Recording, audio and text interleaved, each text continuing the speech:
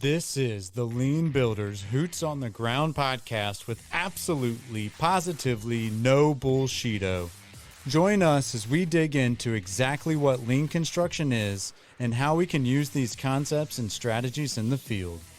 This podcast will be different as we journey to job sites and mine the minds of lean builders, all in effort to pass forward building knowledge from those who have put their time in to learn a better way. Because that's just what lean builders do.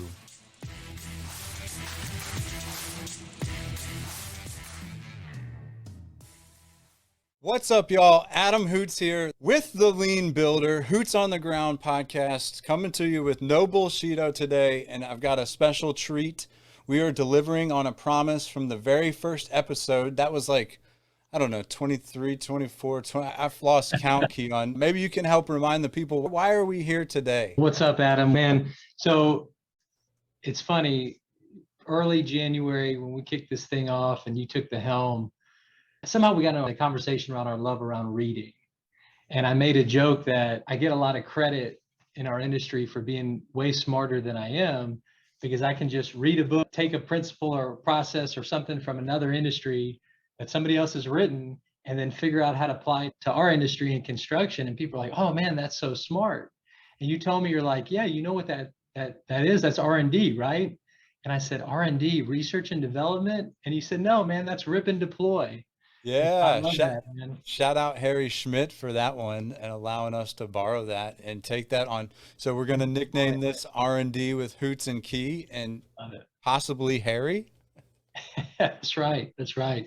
So I love it. And it's funny, if you think just about the book, The Lean Builder, really it's an R&D book, right? We took lean concepts, principles from manufacturing, from a lot of white papers that were written, more academic type reading material, and then try to figure out a way to explain it to the men and the women in the field in a way that you could easily apply it.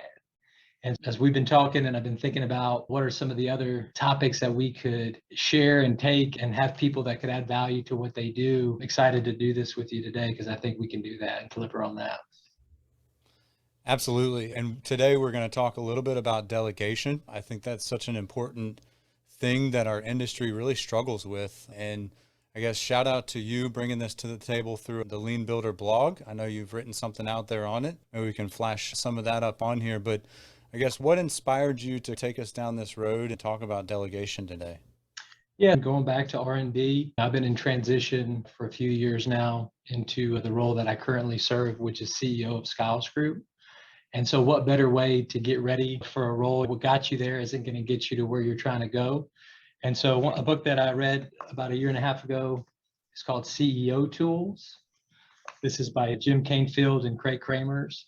And it's one of those kind of books that I love, books that it's not just one concept and then they explain that concept over and over in each chapter, where the whole book could have been chapter one. It's kind of book where every paragraph of every chapter is like a new nugget or a new process or tool, a way of thinking. And so really he talks about this levels of delegation in the book, 5 levels of delegation.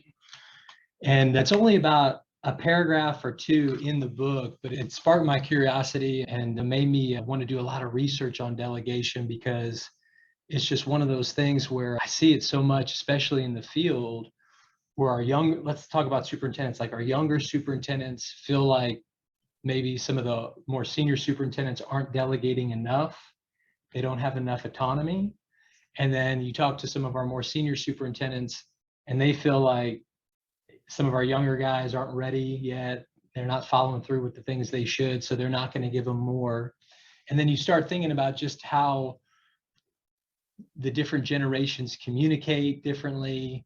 You think about the concept of delegation in general, and just how complex it is to make sure you're clearly articulating what you're delegating, and then the follow through and making sure people understand that. And so when I read this nugget about the 5 levels of delegation, it really helped me think that this could be a tool that would be valuable for the field. I wrote a post on a Lean Builder blog describing it with some examples. And as I've shared this with our folks at Skiles Group and some others, a lot of people have told me that it really has resonated with them, and thought this would be a good place to start to kick off some R&D. I love it. Super excited about that. You got this book, you found the 5 levels of delegation. Again, I think it's something that we really struggle with. You mentioned something and you glossed over it, but I would absolutely love for you to dive in deeper on the concept of how the different generations prefer communication. Maybe before we dive into the delegation side of it, can we just talk about that? Because that's a big concept. Yeah, for sure. We're in a unique point in the history of our business because in our past, our companies were a lot more hierarchical. If you're president, CEO of a company, owner of a construction company, maybe you're somebody in your 50s or 60s, and maybe you're senior PMs or your executives or late 40s, early 50s, and then it worked its way down to either the folks entering the industry through the trades or the crafts or coming in out of school as a project engineer or a field engineer. Today, it's not uncommon to see an executive in their early 30s and have a bunch of senior superintendents in their early to mid 60s that report up to that executive. That's pretty common across a lot of different companies. But what's different is how differently the generations communicate. As I've researched some of that, our baby boomer generation is a lot more face-to-face conversations, eyeball to eyeball, handshake type deals. As you go a generation below that, maybe it's more a phone call. As you go to the generation after that, maybe it's more emails. And then finally, our newer generations, it's text messages. And any way you look at it, every industry, I think, but especially construction, can look to improve on how we communicate. And one thing I always preach in here is you got to over communicate. Explain to somebody what you're going to do, then explain what you did, and then explain why you did it, and make sure it's super clear. And because there's so much that can get lost along the way. And I know you've got little ones, and this next generation has got these like Oculus virtual things that if I'm going to have to put on one of those to communicate with somebody I work with, man, I'll probably do it, but I'm going to be frustrated about it. No doubt. But adapting, right, is what I hear you say. We've got to cross generations. We've got to understand how the other person's going to receive this. And I'll tell you, I actually got a degree in public and cultural communications. Oh, And I wow. don't tell many people that because on a job site, that's a little, oh, you're not an engineer or you didn't get a CSM degree. And it's, no, I figured out how to communicate to people and come to find they started me as an assistant project engineer, a level lower. They called me the great ape on the job site, but hard work. And I'll tell you, that's what our industry is communication. And one of the things I learned growing up there was if I want to spread a message, I've got to think about, I'm putting it in a box and I'm closing that box and I'm pushing it across the table to somebody. And I don't get to say a word, but they have to open that box and figure out what I'm thinking. And that's a pretty deep concept. And it plays right into this levels of delegation. Take me through what are these different levels and how can we use this boots on the ground? Sure. I'm going to share my screen if that'd be all right. Please. Absolutely. So on the Lean Builder blog section, got a post here called How to Delegate, 5 Levels of Delegation. And the premise was this is what I wrote, and this was a true story. I said early in my profession, I had to earn a superintendent's respect by beating him to the trailer every morning and having a hot pot of coffee for him. And then later as I continued to progress up, I earned another superintendent's respect by locking up the job site every evening, letting him leave and let me lock it up.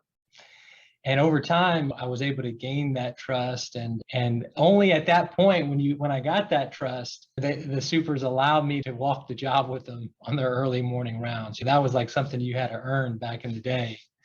And so then that allowed me to begin taking on the safety meeting, then daily reports, progress photos, and then over time really allowed those supers to pour into me and to teach me the business. And so sometimes you have to gain that respect just to even have somebody delegate something to you. And that's something that I think some of our young folks, guys and girls today, just it's a little tip and trick. Like you start doing those things and those guys and gals will start investing in you. And the second part here on how to delegate, this is a Buddy Brumleyism. And I know you've had him on the podcast and he's great. He's told me one time, he said, it only takes one oh crap to wipe away 10 attaboys.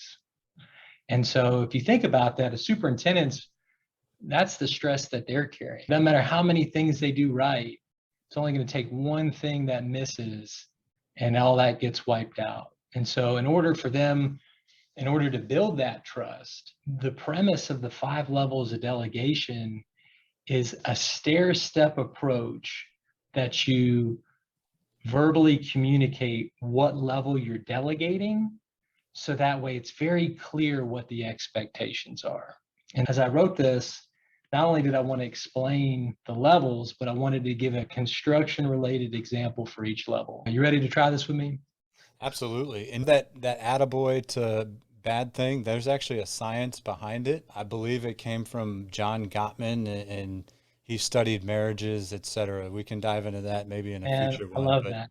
I'm fired up because again, this is one as we're creating team of trust and dependence on one another. I think it's very important that we're clear with, hey, this is my expectation, and this is another tool in our belt to be able to do that. Yes, please take us through these. Yeah, for sure. So a level one is pretty clear cut. You're asking somebody to do exactly what you want them to do. It's the lowest form of delegation. To be honest, if you don't even explain the why behind it, there's really going to be no learning involved. And so it's important as you start learning these levels, if you have a lot of level ones in what you're delegating, please make sure you're explaining the why. Otherwise, no one's going to learn anything. So here's the example, Adam. I want you to call Sunbelt Rentals and I want you to get us 125 PSI compressor. We need it for 2 weeks. Okay, that's it. I'm not asking, you don't know why you're calling Sunbelt. You don't know why we need 125 PSI compressor. You don't know why we need it for 2 weeks, but I'm telling you, this is a level one, do these 3 things, and that's it. Yeah, when I hear that, I say, I've got a bunch of questions for you, Keon. Where's the job located? And I think, again, so speaking to it, that's part of the miss, right? Did you Sure. give the person all the information in that level one? But that, yeah, that's pretty clear cut. Like, hey, I want you to do this. I want you to do this. And a lot of times if your super's not in the best mood and they give you a level one, just get it done. Then Doesn't circle matter back the later. answer. Yeah. Yeah, So that's the easy one, right? But that's the basis. pretty typical. Yep. Pretty typical. Level two takes it up a notch. So level two says, Adam, I want you to research this topic, gather the pertinent information, and then report back what you discover. And then I'm going to pull the trigger. I'm going to make the decision. So here's a level two. Adam, we need to order fencing for the job site. I want you to do a linear foot takeoff of the logistics plan and call these 3 fencing rental companies. Request a quote for a 6-inch tall or a 6-foot tall fence with 2 gates, and then bring me the bids when you get them. Okay. So you can see we took it up a little bit because I'm asking you to do the takeoff. So now you at least understand where the fencing is going to be. You still don't necessarily know why we're doing a 6-foot fence. You still don't necessarily know why we need 2 gates unless I explain it to you, or maybe where those gates go. But I've taken it up a notch where now you're at least involved and you're calling these 3 companies. You don't know why I gave you those 3. So again, room for improvement, but at least you're calling, you're getting the numbers. It's a little bit more of a delegation.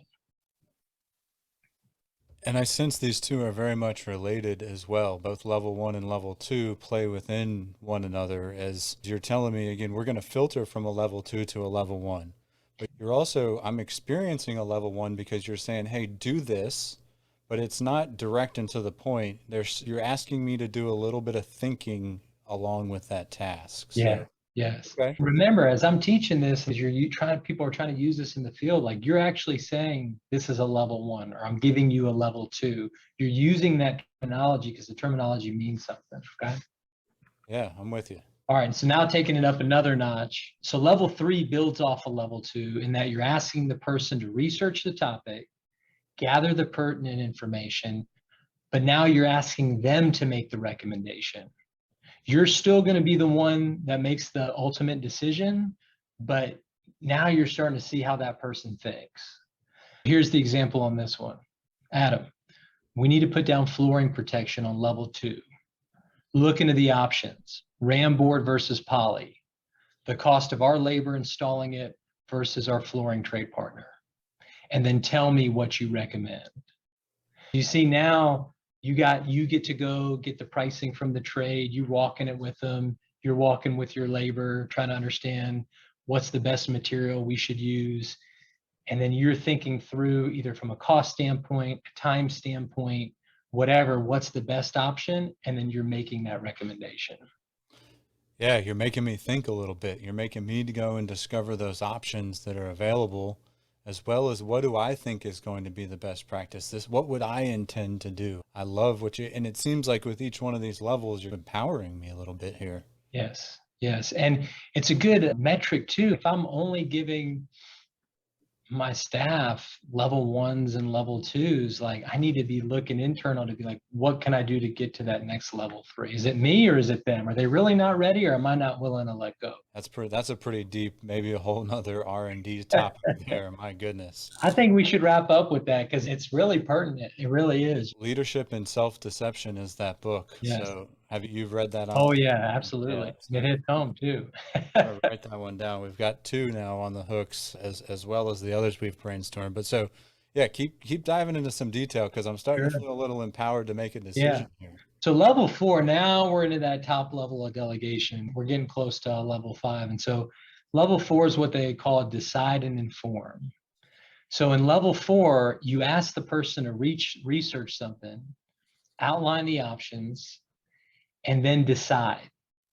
And once the decision is made and carried out, they're to keep you in the loop. So the way this works is you still want to be in the loop of it. You still want to know about it, but the person owns it. So here's the example. Adam, I want you to walk the inspection with the safety inspector. Document all deficiencies, follow up with the trade partners to get safety items corrected, and only copy me on the correspondence to the safety inspector when all issues have been addressed. You see that? Like, you got it. I just want to make sure like the bow's been tied when it's done. You've really empowered me on a level 4 delegation. You have given me the keys and said, hey, I trust that you've been here, you've got the experience, go make it happen. But I still want to be informed just to make sure you're in the guardrails here. Yeah, I'm feeling it.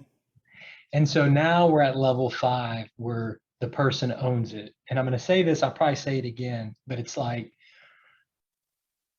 as a superintendent, you got to start delegating things to a level 5 where the people on your team own it.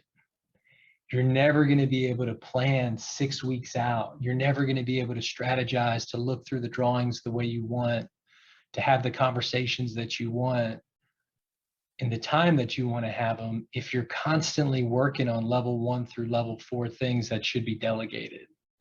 And so in a level 5, you're handing it off and you're not thinking about it. That person owns it completely and they're making the decision, and there's no need to report back. And so the example for that would be, Adam, you own the dumpsters on this project. Do your homework, get us the best price per pool, and then make sure they're emptied as required. I don't want to be, you don't need to call me every time and be like, hey, should we empty the dumpsters? No, you own the dumpsters. You got it. I'll tell you if I don't think you got it, but at least that way, that's something that's off my plate and I'm thinking about higher level things. Man, so you fully trust me. I don't need to report back. You know that I'm going to knock it out and make it happen. I was feeling super empowered. I went from taking care of all the inspections to now owning the dumpsters. But yeah, I'm with you. I think it's huge. And I did a podcast a few weeks ago on accountability. If you're expecting a level 5 delegation, and I'm thinking that you want a level 1 delegate, we are so misconnected. Of course, you're not going to be able to hold me accountable. Yes. And what I will tell you is at Skiles Group, with our teams that do this, that's what they come to find out. There's always some confusion around, oh, I thought I was just doing this and you were making the decision. Oh, I thought you were empowering me to go, and now you're upset that you weren't in the loop. How many times you got yelled at from a superintendent because you didn't keep them in the loop? Simple. As long as it's a level 4 and below, they want to be in the loop. I was on a job site at BMW. Sorry to interrupt, funny. I was on a job site at BMW, and I went in on a weekend, and we are on weekly tax, and this fire sprinkler contractor was not done and out of their tact, and I was so pissed off because they had just been blown it. And so I went in there and I moved, like personally moved all of their stuff from the tact they were in to the next tact. And I didn't contact my superintendent about it beforehand. And apparently they had made like some type of deal where he stopped half a day early to go help somewhere else. And I didn't know this. And so I created a half a day of problem by not keeping him in the loop. Yes. And so the levels help with that. Last thing I'll say, and I know I keep harping on it, is that for years and years in construction, especially in the field, our field leaders had to operate in command and control. And Adam, I know me and we just talked prior to starting about Marquet and turn that ship around.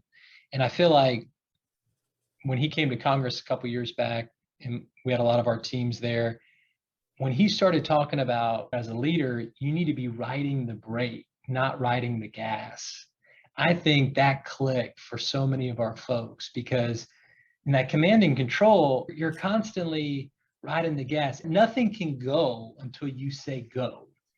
When you flip your style around and you're riding the brake and you're empowering and allowing people to grow and learn and make some mistakes, but you're riding that brake to stop them before they go too far, that's truly when you can start to scale and really be able to focus on those things that you would need to focus on at a higher level. And that's where it stops becoming all about you, right? Think about how much less stress that you're now dealing with because you've empowered other people to take decisions off your plate. It just doesn't require your bandwidth anymore. That's huge in itself. It's a game changer. I almost see this as we were sitting here talking through the different levels. I can feel a very similar levels of trust developing. And so that's something that maybe I'll explore as a future blog with the Lean Builder here of, hey, what are those 5 levels of trust? As we're just sticking our toe in the water, or are we diving in fully naked, being vulnerable and allowing all to be out there and shown? I think there could be something really, really similar there. Sure. And I'll even say this, we both got kids, and a lot of us do. This works just as well. I probably could have come up with the same examples on teaching our kids responsibility through delegation and the level the way you delegate and those kind of things. And so if you're not ready to take this to the job site, maybe start it at home if you got some young kids around. Yeah, I'm level 1 delegating you to do the dishes right now. Yeah, clean your room. Do not do anything else. Versus very similar, empowering you, a level 5 delegation to own the trash removal, right? Trash day is Monday. Yes. You got to take it out each day. Those can be empowering. That's right. Well, this is awesome, man. I appreciate the first episode. R&D with Hoots and Key has been a ton of fun. Looking forward to doing more of these with you here in the near future. And I love you, Adam. I appreciate all you're doing to make all of us great.